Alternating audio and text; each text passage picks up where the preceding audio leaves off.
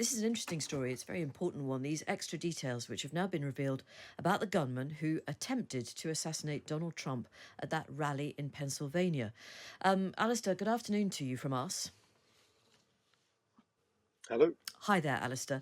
Hi. So we want to just talk, if you don't mind, about these text messages that show that some of the police officers on duty that day were aware of this young man, Thomas Crooks, apparently 90 minutes before the assassination attempt, rather than just the hour that has been referenced earlier. So what else can you tell us? Well, it's actually about 100 minutes. This is a story that the New York Times has been running over the last few hours. It's got hold of text messages from police officers on site, and one in particular, clearly following on from a conversation certain officers had about Thomas Crooks. He was on a shift change, if you like. He was leaving his shift and just texted other officers, to make sure that they were aware that this guy had come on their radar. Thomas Crooks had come on their radar, that he was acting suspiciously. And basically, it just seems like I'm handing over to you guys, and that was, I say, 100 minutes before Donald Trump went on the stage, and it just highlights, I think, the extent to which there have been huge security lapses and mistakes. I mean, I've said to you, I think, several times that you go to one of these Trump rallies, and the security is incredibly tight, much tighter than an airport. They open your laptop, they make sure that they pick up your phone and make sure that your phone's actually a phone. Same with a dictaphone, that sort of thing. And it just seems that this guy had been spotted and been tracked, and then for a period of time, they'd entirely lost track of him. So, just to be clear, in the state of Pennsylvania, if you are a gun owner, are you free to wander the streets, pop out for a pint of milk with your weapon? I believe so. Yeah, I think Pennsylvania is a state that you have what they call open carry here, which means that so long as you've got the necessary paperwork, and sometimes the paperwork isn't much more than just a sort of receipt of sale, that you're allowed to carry a gun around with you. Now, it's not an entire absolute right. There are certain areas that won't be possible.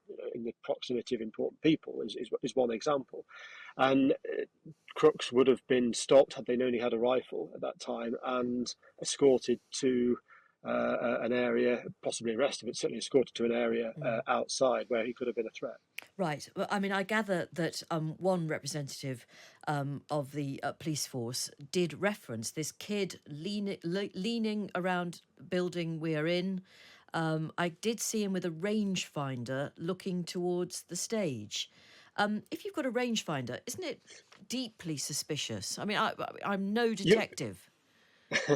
Quite, and neither am I, but certainly you would certainly have thought so. Now, some rangefinders can be used as like binoculars. So there might have been a perfectly innocent explanation for Well, it, but what would that innocent? well, Well, just if if you were looking at if you're if photographs, I don't know.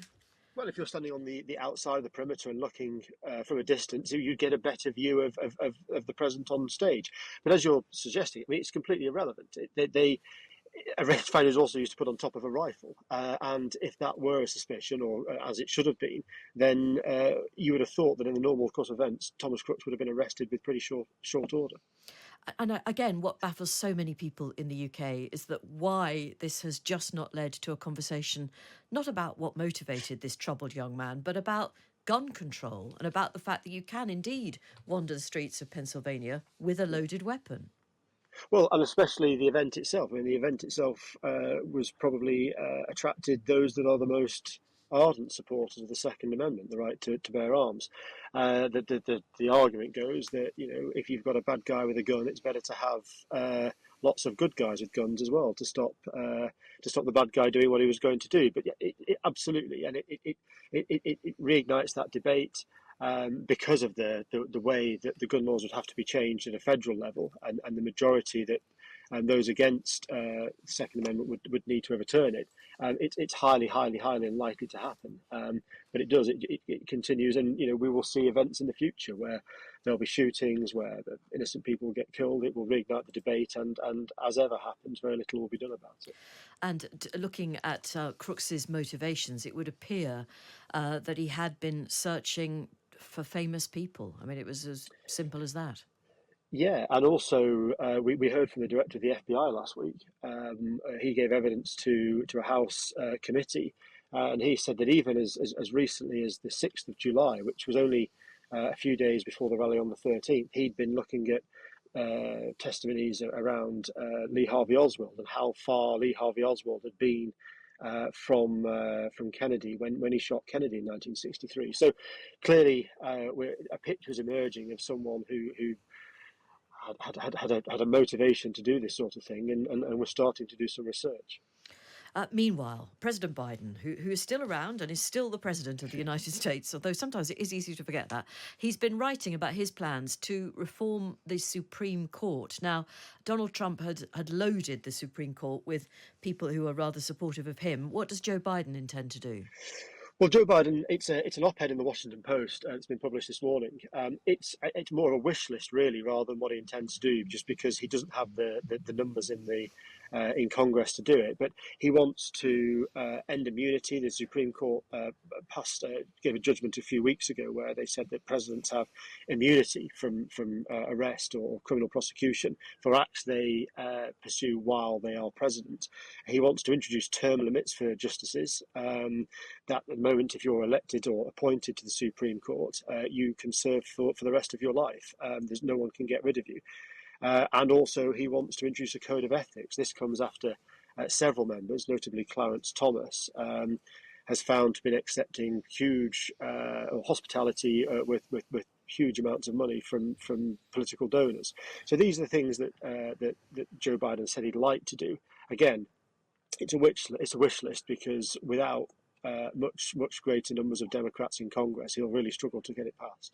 But I guess writing an article, or let's be honest about it, getting somebody else to write the article and you put your name to Almost it, certainly. is an easier form of communication for President Biden at the moment. Yeah, I mean, he has spoken in the past about reforming the Supreme Court. Some presidents get lucky in the sense that vacancies come up and they're able to nominate their own choices for justice. Now, that's happened in one case under Joe Biden, and he kept to a campaign promise of nominating a woman of colour, and now Ketanji Brown Jackson sits on the Supreme Court. Donald Trump had three nominees. Such was his luck that three gaps appeared on the bench of the Supreme Court, and he was able to nominate three, which really is responsible for giving the Supreme Court its conservative leanings, which again may have led to the decision in the immunity case a few weeks ago. This is Joe Biden setting out what he would do in the Supreme Court. Again, in an op-ed in a newspaper rather than a bill before Congress, because he knows at present that bill would have very, very little chance of succeeding. Alistair, thank you very much. Alistair Dawber in Washington.